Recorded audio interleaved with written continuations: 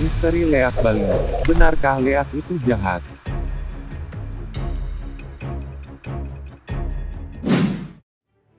Kata leak sudah mendarah daging di benak masyarakat Hindu di Bali atau asal Bali yang tinggal di perantauan.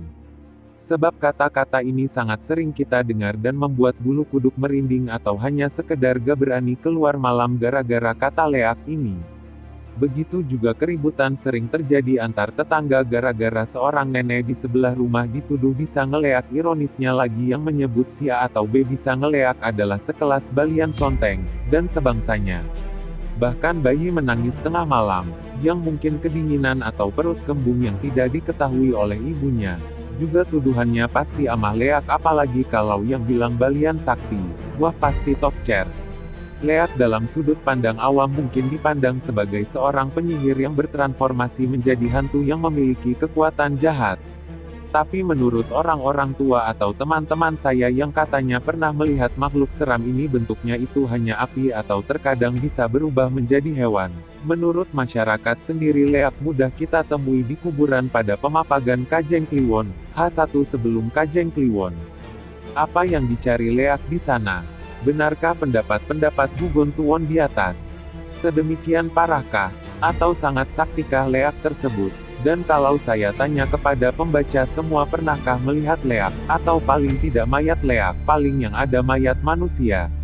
Apakah hal itu tidak lebih sebuah anggapan yang perlu ditelusuri kebenarannya? Sebab arti kata leak itu sendiri pun kita jarang yang tahu. Asumsi kita tentang leak paling-paling rambut putih dan panjang, gigi bertaring, mata melotot, dan identik dengan wajah seram.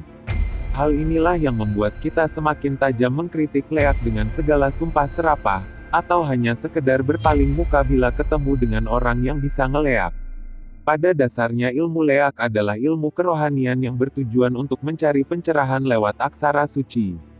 Dalam aksara Bali tidak ada yang disebut dengan leak, yang ada adalah lia, aka yang berarti lina aksara. Memasukkan dan mengeluarkan kekuatan aksara dalam tubuh melalui tata cara tertentu.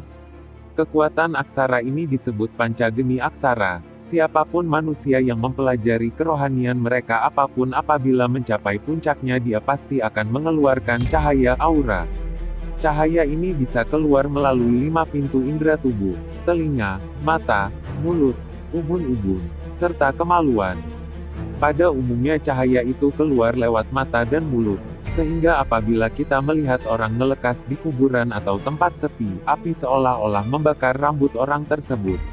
Pada prinsipnya ilmu leak tidak mempelajari bagaimana cara menyakiti seseorang, yang dipelajari adalah bagaimana dia mendapatkan sensasi ketika bermeditasi dalam perenungan aksara tersebut. Ketika sensasi itu datang, maka orang itu bisa jalan-jalan keluar tubuhnya melalui ngelekas atau ngerogo sukmo. Kata ngelekas artinya kontraksi batin agar badan astral kita bisa keluar. Ini pula alasannya orang ngeleak apabila sedang mempersiapkan puja batinnya disebut angeregek pengelekasan. Sampai di sini roh kita bisa jalan-jalan dalam bentuk cahaya yang umum disebut ndihan bola cahaya melesat dengan cepat. Ndihan bola cahaya ini adalah bagian dari badan astral manusia. Badan ini tidak dibatasi oleh ruang dan waktu, dan di sini pelaku bisa menikmati keindahan malam dalam dimensi batin yang lain. Kode etik ilmu leak. Jangan salah, dalam dunia pengeleakan ada kode etiknya. Sebab tidak semua orang bisa melihat ndihan, juga tidak sembarangan berani keluar dari tubuh kasar kalau tidak ada kepentingan mendesak. Peraturan yang lain juga ada, seperti tidak boleh masuk atau dekat dengan orang mati. Orang ngeleak hanya shoppingnya di kuburan atau pemohonan apabila ada mayat baru. Anggota leak wajib datang ke kuburan untuk memberikan doa agar rohnya mendapat tempat yang baik sesuai karmanya, sambil membawa kelapa gading untuk dipercikkan sebagai tirta. Nah, disinilah ada perbedaan pandangan. Bagi orang awam dikatakan leak ke kuburan memakan mayat, atau meningkatkan ilmu. Tingkatan ilmu leak. Adapun tingkatan-tingkatan ilmu leak yang memiliki 7 tingkatan sesuai dengan apa yang dipelajari yang didukung oleh kebersihan batinnya sendiri, yaitu liak barak Brahma. Leak ini baru bisa mengeluarkan cahaya merah api. Liak bulan, liak pemamoran, liak bunga, liak sari, liak cemeng rangdu, liak siwa plakah, Leak inilah yang tertinggi, sebab dari ketujuh cakranya bisa mengeluarkan cahaya sesuai dengan kehendak batinnya. Ciri-ciri orang yang bisa ngeleak. Lalu, bagaimana ciri-ciri orang yang bisa ngeleak?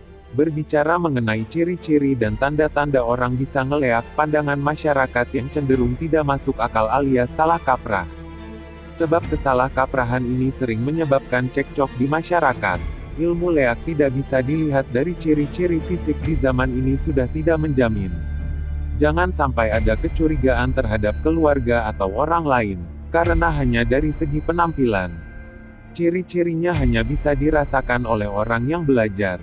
Jadi kalau mempelajari itu bisa merasakan orang yang memiliki ilmu pangleakan juga. Ada wesia atau vibrasi. Jadi kesimpulannya leak adalah suatu ilmu kerohanian di mana bertujuan utama untuk mencari sensasi dalam semadi atau meditasi. Leak sama sekali tidak mempelajari tentang cara menyakiti satu sama lain.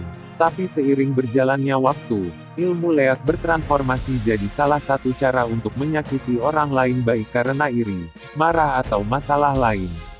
Yang terpenting leak ke kuburan bukan memakan organ tubuh agar menjadi hidup abadi. Di Bali belum ada rekor muri orang terlama hidup atau meningkatkan ilmu. Jadi untuk orang awam, jangan menilai dan memberi berita buruk kepada masyarakat luas apalagi sampai saling memfitnah satu sama lain. Untuk definisi leak itu baik atau jahat tergantung diri Anda sendiri. Semakin Anda dekat dengan Hyang Widi atau Tuhanmu apapun pasti akan Anda ketahui.